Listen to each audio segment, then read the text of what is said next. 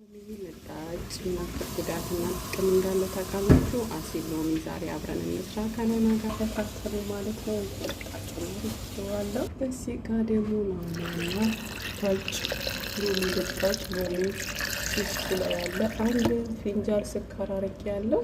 እዚህ ጋር እንደምታዩት ፊንጃል ስኳር አድርጌያለሁ። ከዛ ደግሞ ባይ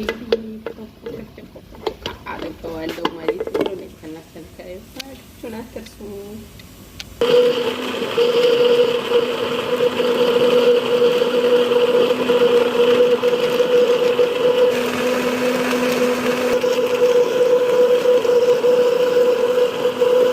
ከዛም ደግሞ እየፈጨው